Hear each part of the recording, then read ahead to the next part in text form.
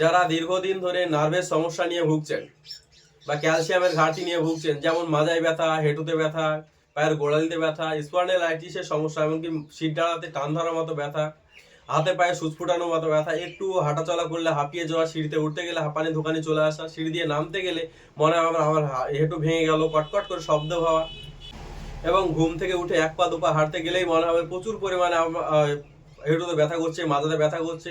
একটু হাঁটাচলা বেশি করলে তখন আপনার আস্তে আস্তে আস্তে আস্তে আস্তে আরাম হচ্ছে। এইরকম সমস্যা যদি হয়ে থাকে তাহলে আজকের ভিডিও আপনার জন্য। দেখবেন অনেকেই অ্যালোপ্যাথি ওষুধ খেয়েছেন, হোমিওপ্যাথি ওষুধ খেয়েছেন, আয়ুর্বেদিক ওষুধ খেয়েছেন, কোনো ওষুধে কোনো রকমের যদি আরাম না পান, তাহলে আজকে প্রাকৃতিক উপায়ে ওষুধ ছাড়াই ঘরোয়া উপায়ে কিভাবে আরাম পেতে পারি সে সম্পর্কে আজকে বিস্তারিত জানাবো। 4টে বীজ নিয়ে আলোচনা করব, সেই বীজগুলা ব্যবহার কিভাবে করবেন, কিভাবে খাবেন এবং কয়দিনের মধ্যে আপনি আরাম পাবেন সে সম্পর্কে আজকে বিস্তারিত জানাবো। আপনি একটু মনোযোগ দিয়ে প্রথমে আমাদের জানার চেষ্টা করতে হবে যে কোনটা ক্যালসিয়ামের ঘাটতি ও কোনটা নার্ভের ড্যামেজ। আমাদের যদি প্রথমে আমরা জানার চেষ্টা করি ক্যালসিয়ামের ঘাটতি হলে আমাদের শরীরে কি কি সমস্যা হতে পারে। ক্যালসিয়ামের যদি ঘাটতি হয় তাহলে হেঁটুতে ব্যথা করবে, মাজায় ব্যথা করবে এবং বসে উঠতে গেলে হাঁটুতে বা মাথাতে কটকট করে শব্দ হবে, মনে হবে যে আমার হাতে পায়ে বা হেঁটুর হাড় ভেঙে গেছে। সিঁড়ি থেকে আপনি নামতে শুরু করছেন তো খ্যাচ খ্যাচ করে একটা ব্যথা, মনে হবে যে পাটা ভেঙে গেছে, আমি আর হাঁটতে পারবো না।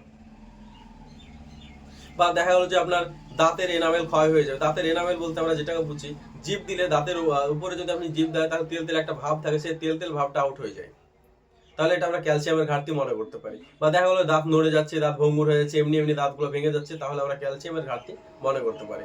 চুল উঠে যাচ্ছে, চুলের প্রচুর পরিমাণে চুলের গোড়াতে খুশকি আসছে, বা ঘুম থেকে উঠে আবার ঘুম ঘুম ভাব আসছে, এগুলো ক্যালসিয়ামের ঘাটতির জন্য আমাদের হয়ে থাকে। তাহলে আমরা জানার চেষ্টা করি যে নার্ভের সমস্যা হলে আমাদের কি কি সমস্যা হতে পারে। নার্ভের যদি সমস্যা হয়, হাতে পায়ে সুচ ফুটানোর মতো ব্যথা হবে, প্রত্যেকটা নার্ভে বা প্রত্যেকটা জয়েন্টে জয়েন্টে টান ধরা একটা ব্যথা থাকবে, একটু কাজকর্ম করে হাঁপিয়ে যাবে, সিঁড়িতে উঠতে গেলে হাঁপানি ধোকানি চলে আসবে। এই সমস্যা যদি হয়ে থাকে তাহলে এটা নার্ভের ড্যামেজের কারণে হতে পারে। তাহলে আমরা প্রাকৃতিক উপায়ে ওষুধ ছাড়াই কিভাবে ঘরোয়াভাবে আমরা এই সমস্যা থেকে পুরোপুরি সমাধান পেতে পারি সে সম্পর্কে আজকে বিস্তারিত জানাবো। যে বীজগুলো নিয়ে আলোচনা করবো সে বীজগুলো হচ্ছে নাম্বার 1 কুমড়ো বীজ, নাম্বার 2 সূর্যমুখী বীজ ও নাম্বার 3 তিল বীজ। এই 3টে বীজকে আমরা সমপরিমাণ 100 গ্রাম করে নিয়ে নিব এবং সেটা উনুনে রোস্ট করে বা হালকা করে ভাজা করে রেখে দেব এবং সেই ভাজাটা ব্লেন্ডারে ব্লেন্ড করে পাউডার বানিয়ে রেখে দেব। প্রতিদিন সকালে ও রাত্রে যারা দুধ খেতে ভালোবাসেন তারা দুধের সঙ্গে সকালে ও রাত্রে গরম দুধের সঙ্গে 1 চামচ করে দিয়ে খেতে হবে। এবং যদি কারো দুধ পছন্দ না হয় বা দুধ খেলে পেটের কোনো সমস্যা হয় তাহলে আপনি দুধের সঙ্গে না খেয়ে গরম জলের সঙ্গে খেতে পারবেন, সকালে ও রাত্রে 1 চামচ করে খেতে পারবেন।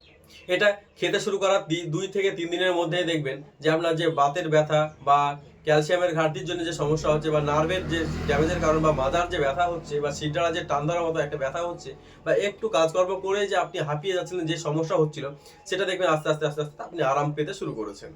এটা কন্টিনিউ আপনি 1 থেকে 2 মাস কন্টিনিউ করবেন, দেখবেন আপনার যত দিনেরই পুরনো ব্যথা হোক না কেন, যত দিনেরই আপনার পুরনো ক্যালসিয়ামের ঘাটতি হোক না কেন বা নার্ভের সমস্যা হোক না কেন, সেটা আপনার পুরোপুরি সেরে গেছে।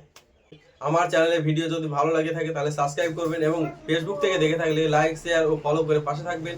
এই চ্যানেলে হেলথ রিলেটেড সকল ভিডিও আপলোড করা হয়, আপনাদের অনেক উপকার আসবে, অনেক কাজে আসবে। ভালো থাকবেন, ধন্যবাদ।